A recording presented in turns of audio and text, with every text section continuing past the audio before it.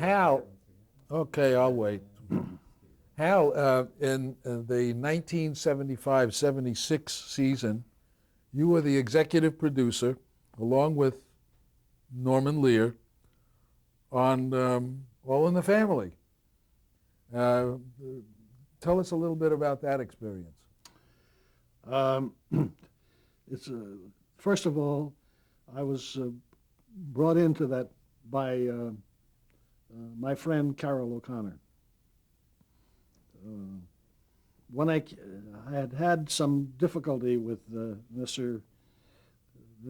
Lear earlier on when I did the first Danny Kaye special, first time Danny was on the air. I did that, wrote that with Sylvia, and it was directed by Norman Jewison. Mm-hmm. When he asked me to come back the next time, Danny, I said I'll do it, but I will not work with Sylvia again. Too difficult to do. He said Sylvia's going to have nothing at all to do with this. He said, and we need another director. So I suggested that he use a man whose work I admired, and that was Bud Yorkin. Bud had just, I had started with Bud some time ago, as I told you earlier, Mm-hmm. and Bud had just done the Fred Astaire show that Herbie Baker wrote, and it was a brilliant, brilliant piece of television. So Danny was sufficiently impressed by that, Danny and his people, so they made a deal with Bud to come and do the show, and I was going to write it. And then Bud said that he was going to be working with a young man named Norman Lear. They were going to be working together, and would I mind working with him? I said, well, I don't mind. Well, it was a big mistake because Norman and I had completely different ideas of what's funny, and we did not get along at all. And he was going behind my back and doing some very treacherous things to me. And I finally gave up the whole thing and said, to hell with it. And I went to England and did a movie instead. So later on at some point, I ran into Norman at a party, and he said, why did you walk off the show? And I said, because I couldn't take you, that's why. I said, Danny, I can take, but you I can't. Anyway, now Norman's a big hit. Norman and Bud are doing very well, and they're doing All in the Family. And Norman and Archie, Carol O'Connor, seem to be having a little difficulties all the time. And when the position of executive producer, is that it? Executive producer? Yeah. That came up. Carol insisted that he give me the job. So we had a meeting, and everything was fine. Bygones are bygones, and I'm going to take over the show. I brought in a couple of new writers, Milt Josephsberg and Mel Tolkien and Larry Ryan. Then there was two other writers already there, Lou Derman and Bill Davenport. That's a pretty good staff, really, really powerful staff. The second day I was in the office, Norman came in and said, everything okay? Everything looks good here? I said, fine, everything's fine. He said, good. He said, anything you need, let us know. I said, good. He said, there's just one thing, he says, I want to talk to you about. I said, what is that? He said, Carol wants to be a producer of the show.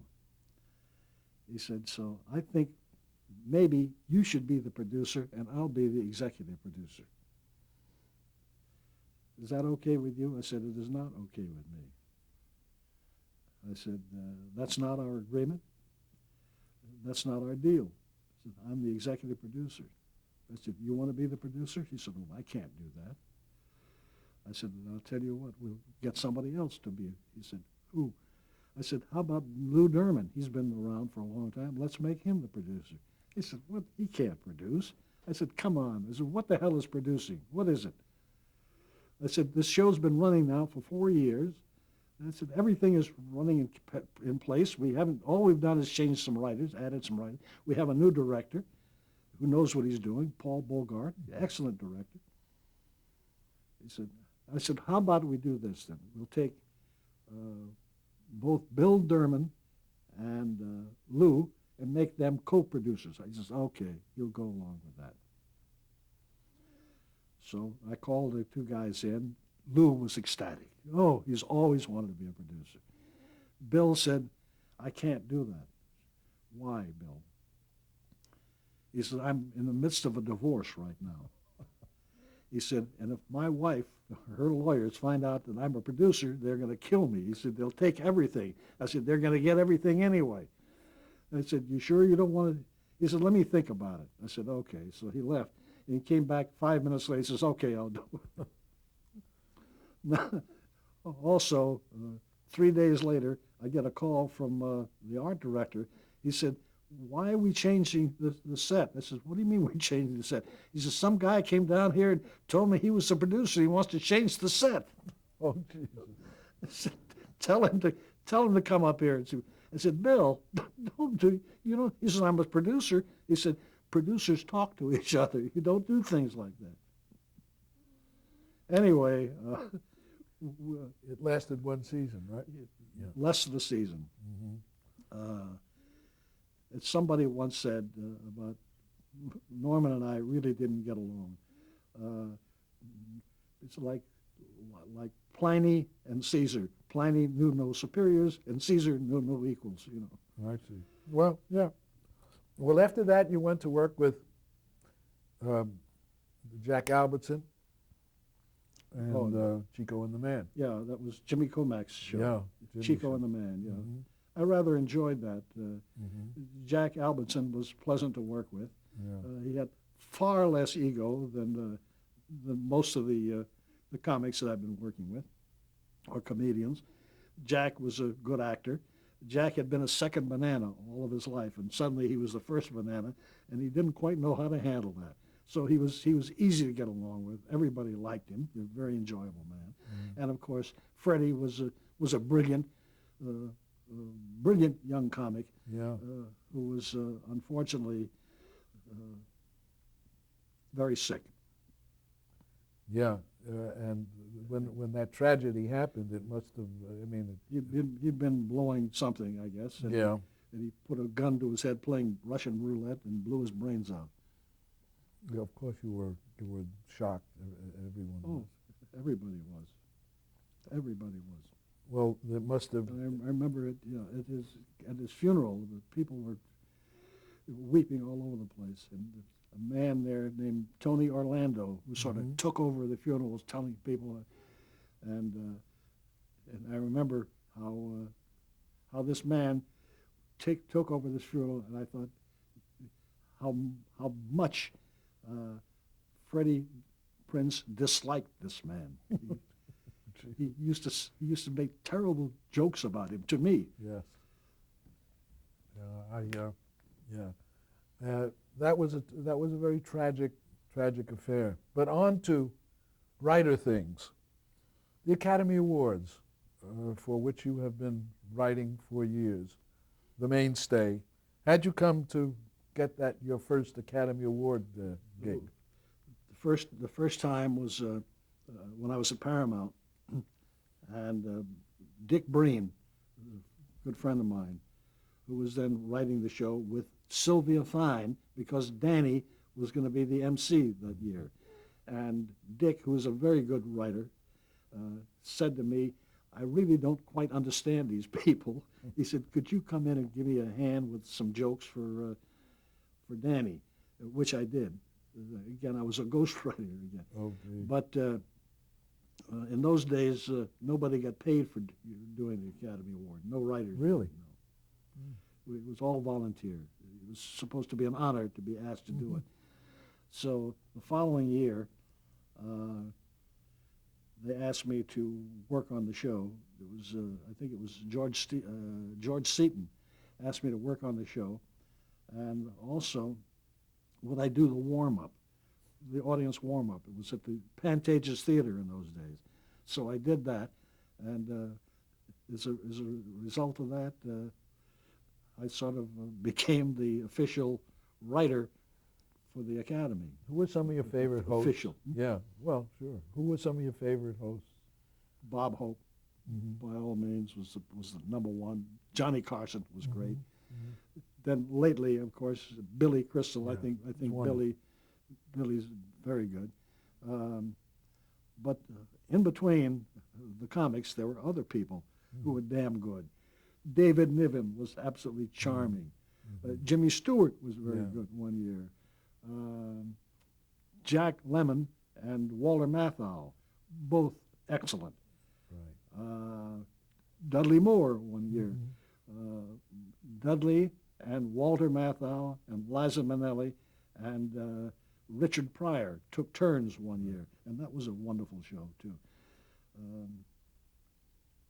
What were some of your memorable moments from the Oscars over the years? Oh, The there's standout things that you remember about that? Doing there are some wonderful moments that I've written about in a book which will soon be out. Oh, and good. And I prefer to wait until the book comes out, and then we'll go on the air and plug it. Okay. Instead of doing it right here, right now. All right. Well, then we'll deal with that when we'll do another recording I when hope the so. book comes out. I hope so. Okay. I hope we're both around.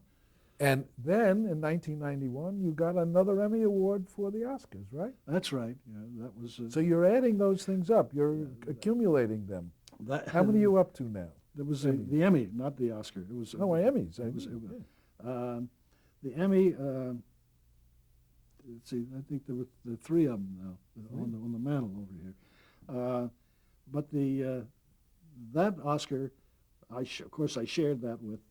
That Emmy rather. I shared with Buzz Cohan, Buzzy. with whom I had written several shows, and Billy, and Bruce Valanche, and Bob Wool, Very funny man. and so Bruce Valanche, Yeah. very funny. I've guy. worked with him. Yeah, he is very funny. Yeah. I once said about Bruce, he did not arrive on this planet through the birth canal. He was coughed up by a cat. That's wonderful. But I remember I was supposed to be the elected spokesman for the group when we got the Emmy, and I was prepared to say, I want to thank the people who read our lines exactly as we've written them, and you both know who you are. But instead, Billy came on, and he took over, and he did all the speaking, thanking everybody for the show. That's great. That's great. Is there something special? Yeah. The main objective in this talk is to talk about your work in television, but I think that we would be remiss, and probably your family would be furious at us, and your friends, that if we didn't touch on some of your screen highlights. You did a bunch of pictures with your friend Bob Hope, right? Yeah. Are we rolling? Yep. I'm sorry. You did a bunch of pictures with your friend Bob Hope. I did, I think, 7 screenplays with Bob, for Bob, with various writers, yes. Always a pleasure to do a Bob Hope picture, because when you write it, it's going to be made. Yes. Well, yeah, some very good ones, very funny ones. My favorite, Spy, The Road to Bali, those. Right. Yep, that's great. And my favorite one of those, I think, was Bachelor in Paradise, which we did at MGM. Jack Arnold directed it, and I had the great pleasure of working with a man I fell in love with, Valentine Davies. And much later in my life, I was so pleased to win from the Writers Guild of America the Valentine Davies Award. Yes, you deserved it. You deserved it. I was one of the people who didn't vote for you, but Oh, well, thank you you. deserved it. Belated thanks. No. Now, you mentioned working with Elvis Presley before. Yes. You wrote and directed Loving You. Loving You. Yeah. What was it like working with that guy? I enjoyed it very much. He was a gentleman. This was evidently was before he got involved with the drug scene. I found him to be absolutely charming and appreciative and helpful and delightful young man. That's great. Then you did a movie for Doris Day and Jimmy Garner called Move Over, Darling. Move Over, Darling was, Yeah. was a remake of My Favorite Wife. Mm-hmm. And I did that with Jack Sher, I believe. Yeah, right. And George Cukor. Now that went through some it wasn't interesting. George Cukor. No, it was Mike Gordon directed it. Now that went through some interesting turns and events before it got to the screen, didn't it? That project. Yes. Do you want to tell us about it? Are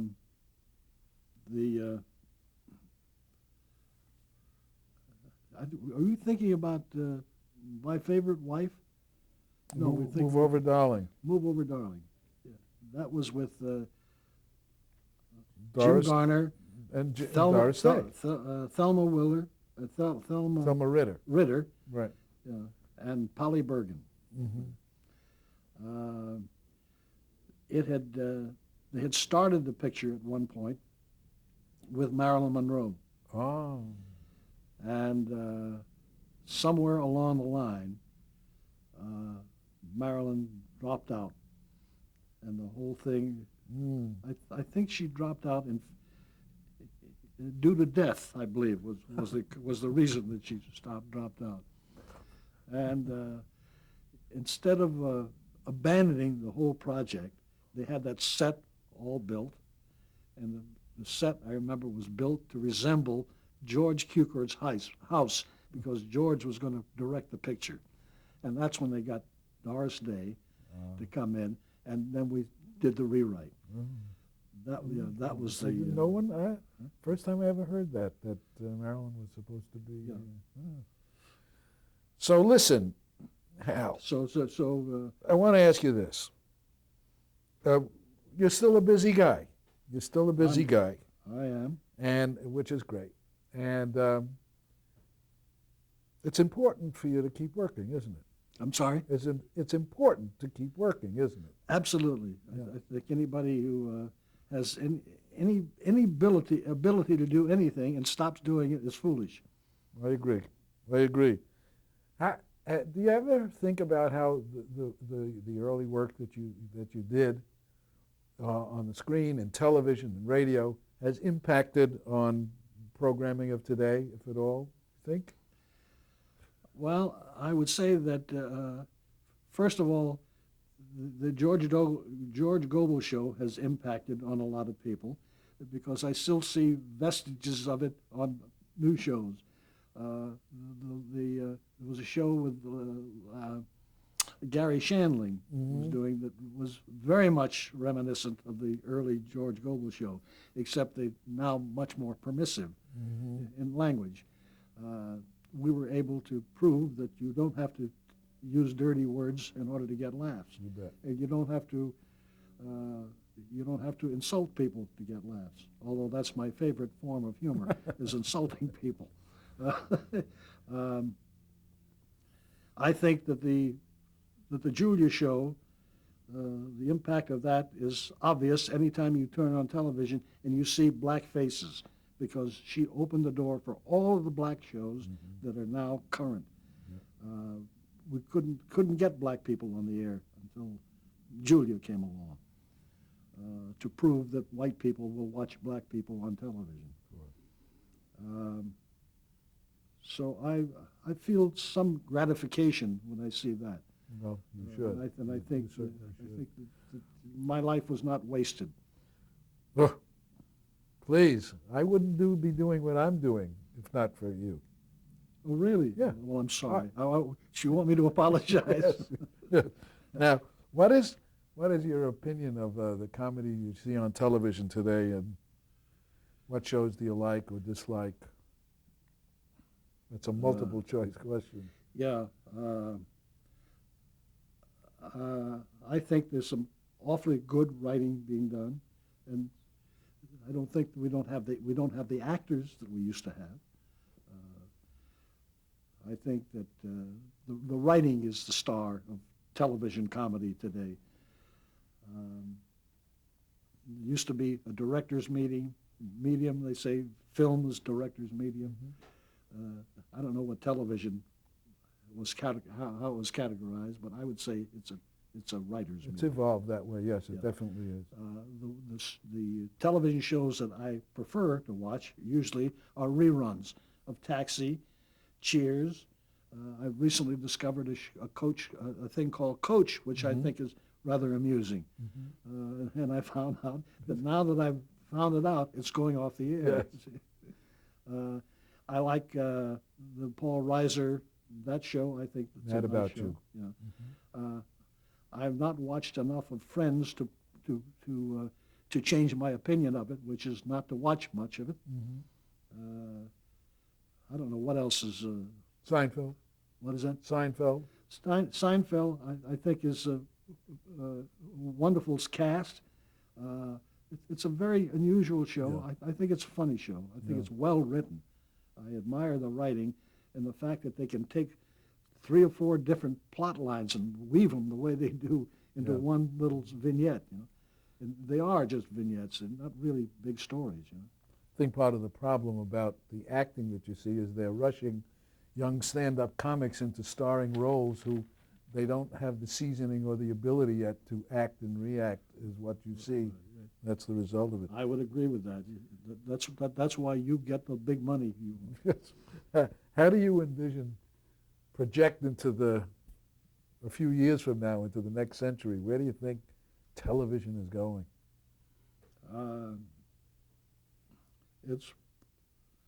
I'm really not sure where television is going. I just hope it goes. Yeah, me too. It's important. What advice would you give to someone who is just starting out? Stop. Turn around. Go back the other way. Now, how would you, Hal Kanter from Savannah, Georgia, like to be remembered in 100 years from now? I'd like to be remembered as a nice fella who made people smile, if not laugh, now and then, and who never hurt anybody. You got it. You got that already. Okay, I'm gonna run a whole bunch of names in front of you, and describe in a few words or with an anecdote, if you will, the following people who have been through your life. Edwin, who you talked a lot about. He's a brilliant humorist, comedian. George Gobel. Dear, sweet fellow. Very Milton fun. Berle. Milton Berle, who's mellowed considerably and still has some more mellowing to do. Bob Hope. Bob Hope is an icon. He's what can you say about Bob Hope that he hasn't already said himself, or other people haven't said about him? Lucille Ball. Lucille Ball. She was probably one of the funniest and most glamorous ladies that it's ever been my, I was going to say pleasure, but that's not the word. She was a tough old turkey. Yeah. But funny. Groucho. Groucho, incessant humor, puns, outrageous, and I liked him very much. Jack Parr. Jack Parr was one of the most inquisitive and acquisitive people that I'd ever run into. But he was also a man who knew what he wanted to do and did it very well. Bing Crosby. Bing Crosby. Bing was he was a very cold man. He was a very aloof man, but he could be very warm on occasion. Also very funny. He had good vocabulary, good instincts, and he was a gentleman. I liked Bing, although I was sometimes afraid of him. Mm-hmm. Danny Kaye. Danny Kaye. Danny Kaye's a Meshuggah. Danny Kaye was not a nice person. Let it go at that. He was talented, but not nice. Fred Allen. Fred Allen was probably the wittiest man I ever met, other than my father. Rowan and Martin. Rowan and Martin, poor Dan. He wanted to be a leading man in the worst way, and I gave him an opportunity, and he proved to be one of the leading men in the worst way. Dick was a pleasant, eager gentleman who later became a director. Why, I don't know. Mm-hmm. Elvis Presley. Elvis Presley, again, we talked about him before. He was a gentleman. Dinah Shore. Dinah Shore, she was a woman with a whim of steel.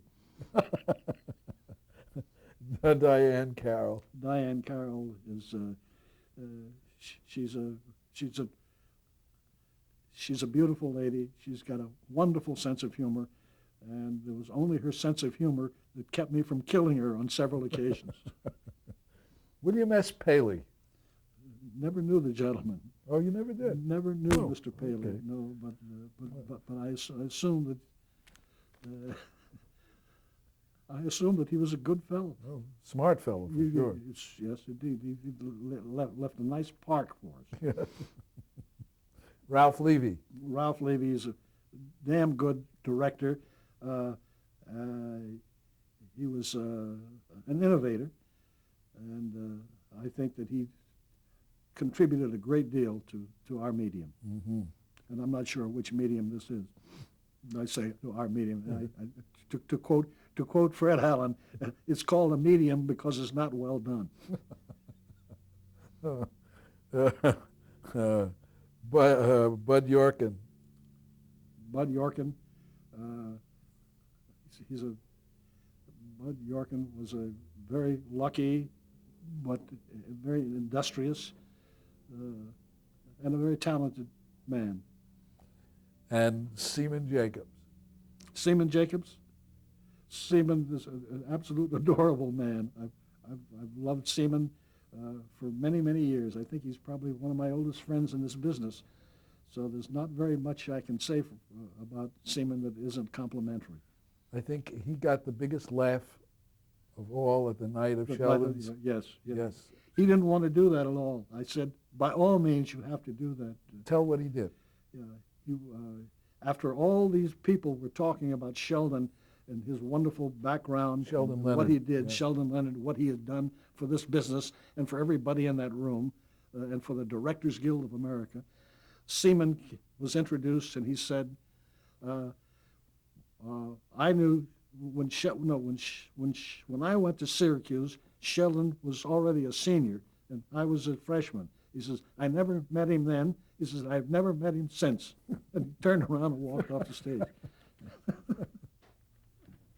Oh, okay. We have some more names to go.